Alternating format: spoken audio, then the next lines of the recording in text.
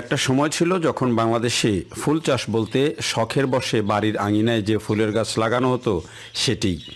আর এখন gerbera, tulip, গ্ল্যাডিওলাসের মতো দামি সব ফুল বাংলাদেশে চাষ হচ্ছে এবং বেশ ভালো উৎপাদন হচ্ছে। একসময় অধিকাংশ ফুলই বিদেশ থেকে আমদানি করা হতো, আর সেখানে বাংলাদেশে ফুলের বাণিজ্য এখন প্রায় ১,৫০০ কোটি টাকার। বাংলাদেশে এখন ২৪টা জেলায় ১২ থেকে ১৫,০০০ হেক্টর জমিতে বিভিন্ন ধরনের ফুল চাষ হচ্ছে, যার মধ্যে দামি সব বিদেশি ফুলের চাষও হচ্ছে।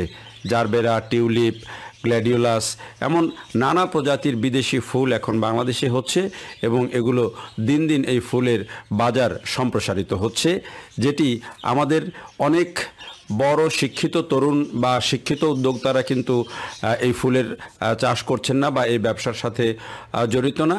সাধারণ কৃষকরাই এই ফুলের চাষ করছেন এবং উৎপাদন করছেন। তবে এখন কিন্তু দিনে দিনে পরিস্থিতি বদলাচ্ছে, অনেক শিক্ষিত মানুষজনও কিন্তু এবং তরুণ উদ্যোক্তারাও কিন্তু এই ফুল চাষের দিকে এগিয়ে আসছেন। বাংলাদেশে আগে ফুলের চাষ হতো মূলত যশোর জেলায়, এখনও বলা হয় যশোর জেলার যেই গদখালি সেটিকে বলা হয় একেবারে ফুলের রাজধানী। এছাড়া এখন ঝিনাইদহ সহ অনেক জেলাতেই কিন্তু ফুল উৎপাদন হচ্ছে। গাজীপুর, পঞ্চগড়ের মতো জায়গায় টিউলিপের মতো ফুলও কিন্তু এখন উৎপাদিত হচ্ছে।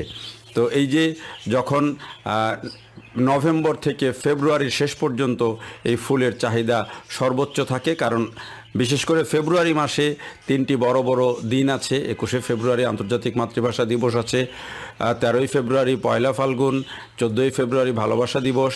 এইসব দিবসকে কেন্দ্র করে কিন্তু ফুলের ব্যবসাটা অনেক জমজমাট থাকে এবং ফুল ব্যবসায়ীরা কিন্তু এদিক দিয়ে বেশ ভালো লাভ করে থাকেন এই সময়টাতে।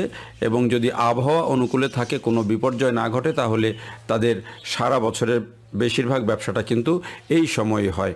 আর এই ফুল ব্যবসাকে কেন্দ্র করে কিন্তু এখন অনেকের কর্মসংস্থান হচ্ছে। দেশের বিভিন্ন জায়গায় যে ফুলের দোকানগুলো গড়ে উঠছে, সেগুলো তো বিভিন্ন ধরনের এই যে ফুলের বিকিকিনির কাজ করছেন অনেকে ফুল প্রসেস করছেন, অনেকে ফুলকে বিভিন্নভাবে সাজিয়ে, মানে বিভিন্ন ধরনের কর্মকাণ্ডের সাথে একটা বড় কর্মসংস্থানও কিন্তু এই ফুলের বাজারে হচ্ছে।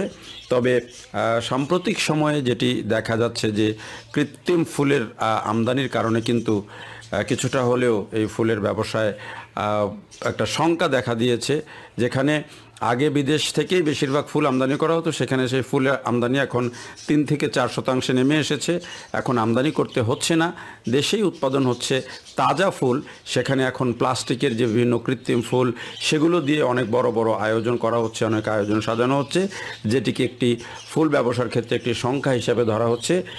এই ব্যাপারে সরকারের যেই দৃষ্টি, সদয় দৃষ্টি, সেদিকে দৃষ্টি দেওয়ার জন্য ফুল ব্যবসায়ী সমিতি বা ফুল ব্যবসায়ীরা অনুরোধ জানিয়েছেন। সেদিকে নিশ্চয়ই সরকার দৃষ্টি দেবে বলে আমাদের বিশ্বাস। দেখার জন্য সবাইকে অনেক ধন্যবাদ।